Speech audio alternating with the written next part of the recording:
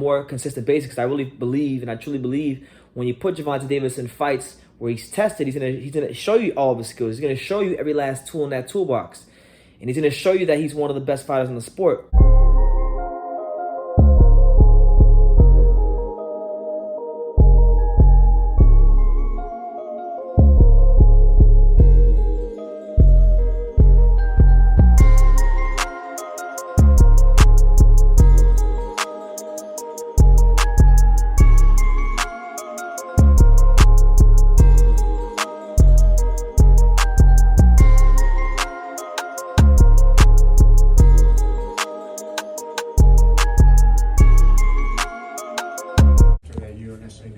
What you want next, that you're going to rely on your team. Is there anything at all of where you'd like to either fight next as far as 130, 135? Anything at all? His team gonna take care of that. You know, to me, I mean, our thing is this. You know, we work smarter, not harder. So we keep everything in-house. Mayweather Promotions, PBC. I mean, we all one family, so I mean, we're not finna go nowhere and make another company great. So we got plenty of fighters that's at 140, 135, and 130. We're gonna continue to fight the fighters that we. The untouchable True School Sports Empire proudly presents something the boxing game's been missing. Hey, what's going on? It's your boy BT, and I came here to talk some boxing with the thousands of True School Sports subscribers. Now, the first video back, it's been seemingly forever. I was going through withdrawals, not making videos, but I took my week off, so we're back on the grind. And we're coming out the box swinging. We're coming straight out the box, straight out the gate swinging, because I've been wanting to talk about this for a while, and I decided to make this my first video back. Now, let me first start off and preface everything I'm going to say by first saying that I absolutely, when it comes to the sport of boxing, when it comes to watching this fighter fight, I am a big fan of Gervonta Davis. I love watching Gervonta Davis fight, you know, and I love everything about him in the ring. You know, he comes to knock your head off, and he brings that excitement to the sport. So I love Gervonta Davis and what he brings to the ring. I mean, for Christ's sakes, I'm the one who was going nuts at his fight. Do you guys remember when I said this? Oh, he walked him down. He let him get caught. We told you. The one. Ain't nobody fucking with the one. Yeah. Yeah. Yeah, so it's no hate with Gervonta Davis. It's all love with Gervonta Davis. But we got to call a spade, because even by Floyd Mayweather's own admission, Floyd Mayweather said it himself. He said, we are not going to fight fighters from another company. We're going to keep everything in-house. We got 130-pounders for Tank. We got 135-pounders for Tank. We got plenty of 140-pounders for Tank. So we're going to fight the fighters that we got to fight. So by Floyd Mayweather's own admission, Gervonta Davis is in a witness protection program. For those of you who really watch this channel, you guys know I used to have a segment on this channel called the Gervonta Davis Witness Protection Program.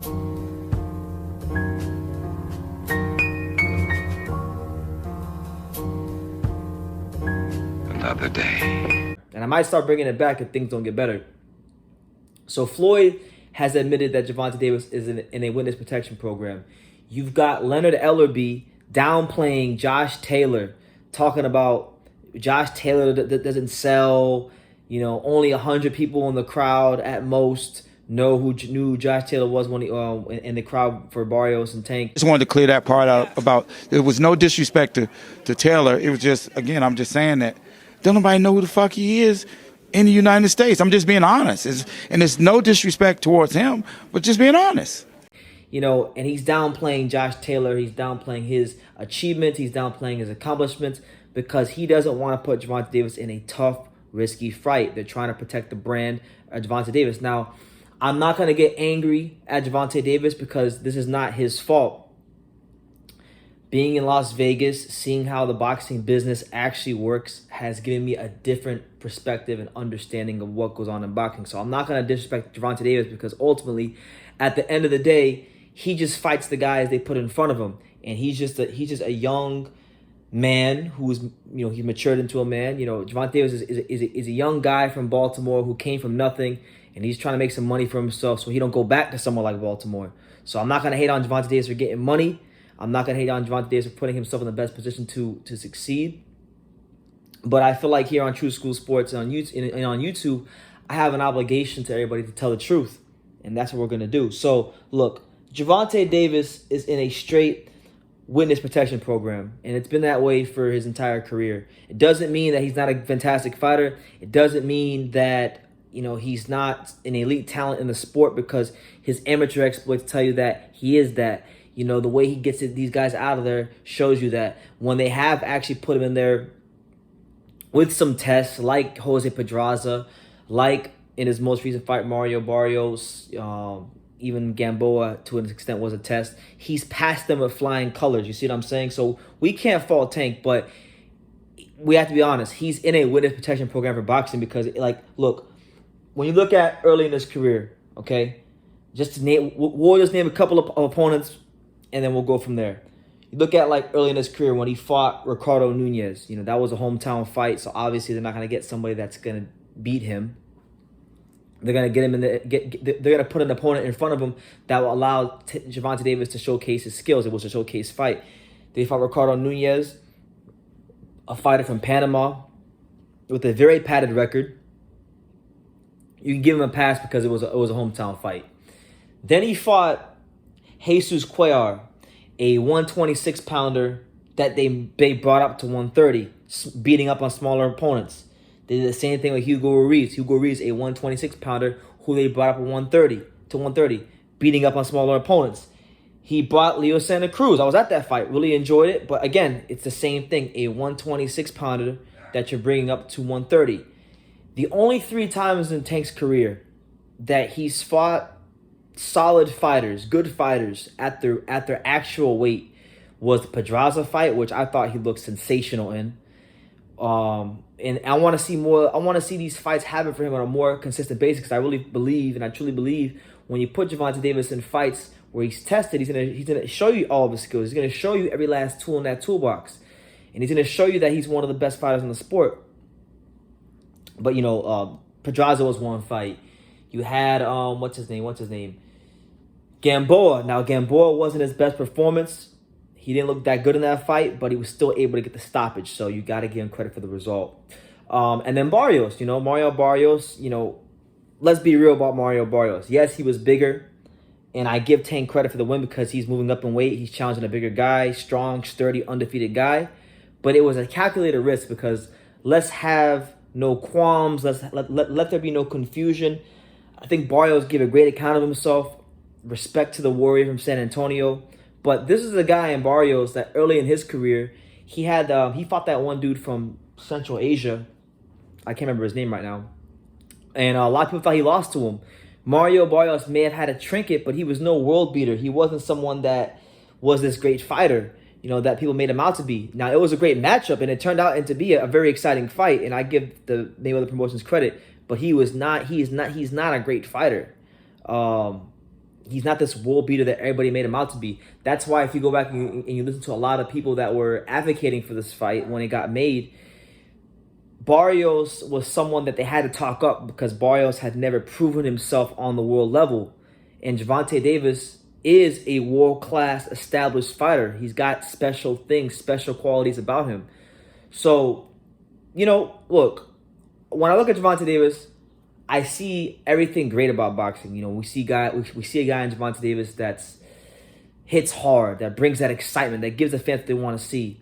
But I also see at the same time, and it's not his fault because he only fights the guys that are put in front of him. But I also see everything that is bad with boxing. I see everything wrong with boxing because I see how the business interferes with this young man being great. There's a lot of great fights out there for him. There's obviously. Right now, he gets moved up to 140. There's been a lot of clout chasing over the last year and a half or so with him and Josh Taylor. That fight's been thrown out there a lot. Leonard Ellaby's been downplaying him, and I really feel like they're protecting him from Josh Taylor. They don't want no smoke with Josh Taylor because they know that that's a fight that could very well end up very bad. He might go in there and absolutely spank Gervonta Davis, and I want to see that fight because I really think it's one of the most interesting fights in boxing. He's shown in this fight with Barrios that his power can carry up. He's shown that he's got some special stuff about him in the handful of tests that he's had in the professional ranks. So why not go in there and go for the gusto? You beat Josh Taylor. You're the man at 140. You're already the money man at 135, 140, 130. You are the money man. He is selling tickets. He's selling 16,000, 17,000 tickets. We can't admit that much here on True School Sports. But how much more leverage would it give Gervonta Davis if he beat Josh Taylor and he's already the money man around those weights? You know, at that point in time, we're looking at Gervonta Davis being in his own right, kind of like a Canelo of the weight class of that area of boxing. So I really feel like Floyd, Leonard Ellaby, they're missing the boat on making this kid a bigger star. They're missing the boat on just keeping everything in house. Because look, the only fighters, if you are going to keep things in house for Gervonta Davis, then your only options are, I only see about 2 options at 135 for him. And those 2 options are, or maybe 3 options, one at 140 as well. You either have Rolando Amiro, which I think would be a great fight because Rolando Amiro, super athletic, can punch hard. You know, a lot of people that I've talked to in Vegas, and it's more than 2 or 3 people in Vegas, but a lot of people that I've talked to in Vegas that have seen these guys spar and that know a lot about these guys, they say that Rolando Amiro is a harder puncher than Tank. So if Gervonta Davis punches with Tank, if Gervonta Davis exchanges with Rolly, could be an interesting fight. I think that'd be a good matchup. You know, you got Michelle Rivera, who's a good prospect at 135, who just picked up a good win on the Chris Colbert undercard. You know, he seems to have some good things about him. You know, good technical skills, good power. You know, and I still don't think we've seen the best of Michelle Rivera yet. You know, I think he's someone that's gonna have to improve that conditioning if he wants to be a guy like Gervonta Davis. So you got him. And then at 140, you got Regis Prograis, who just aligned himself to a PBC recently, which I think would be a great fight because if Tank can win that fight against Prograis, then I think the Josh Taylor fight would make even more sense because of the fact that Prograis is the best fighter, in my opinion, the best fighter that Taylor's being, and one of the top 140 pounders out there. So there's a lot of options for Tank Davis, but I wanted to get that out there. I think his career and the way it's being ran, and him as a fighter, it's everything good about boxing because he brings the excitement. He does his job in spectacular fashion almost every time he goes out there. But it's horrible because you got people like Leonard Ellaby and Floyd Mayweather who are hell-bent on protecting him from anybody that doesn't want to, that's not within PBC. You know, like, they don't want to fight Teofimo Lopez because that could be disastrous. Same thing with Josh Taylor. Same thing with a lot of these guys. So hopefully at some point they get Gervonta Davis out of this witness protection and allow him to fight the guys on other promotional companies like Ryan Garcia and Teofimo Lopez and Josh Taylor, because it would be a crying shame not to just boxing, but to that young man from Baltimore, to deprive him of his greatness and his ultimate peak in the sport by not allowing him to fight these other killers from other stables. And I really believe that like boxing needs to do better at making these cross promotional fights happen, you know? And he's selling, listen, without these guys, he's selling 17,000 tickets without them. So imagine what he would do with them. Imagine what Gervonta Davis could do with Teofimo Lopez in Atlanta or anywhere. Imagine what he could do if you put him in there with a marquee name like Teofimo Lopez, like Ryan Garcia, like, you know, Josh Taylor, whose profile is increasing on a fight-by-fight basis here in the States, you know? It's just some food for thought, and that's how I wanted to, that's the first video I wanted to make while I'm back. So let me know what you guys think in the comments down below. What do you think of Gervonta Davis and his career, and what do you make of him ultimately being protected from the other top guys from other promotional companies? You know, Floyd's made his thoughts abundantly clear. Leonard Ellaby's made his thoughts abundantly clear. They don't want Tank doing anything against their own best business interests. I mean, for Christ's sakes, when they asked Tank about fighting somebody at 135 or 140 or what his next option is, he looked scared to answer the question because Floyd Mayweather was in the room, and he looked at Floyd. So that right there is a tell of how they're moving and how business is being conducted. So you guys, let me know what you think in the comments down below. I'd love to hear from you guys. Who do you, in a perfect world, who would you want to see Gervonta Davis fight the most? You know, for me personally, I would love to see that Josh Taylor fight. Love to see it because Taylor, I think, is one of the best fighters in boxing. Might be the most complete fighter in boxing right now. And Gervonta Davis is someone that is one of the most explosive fighters in boxing, and he's even showing you different things as they step up the competition and different opponents bring out different things in him. So that to me is one of the most intriguing matchups there is, and I really hope Leonard Ellaby stops the shenanigans and sits down at some point and tries to make that fight happen. But I'm gonna leave it at that. You guys like this video, subscribe to this video, share this video, and like I say in every single one of these videos, you can love me or you can hate me, but I'm just a kid from Daniel. So until next time, take care, guys.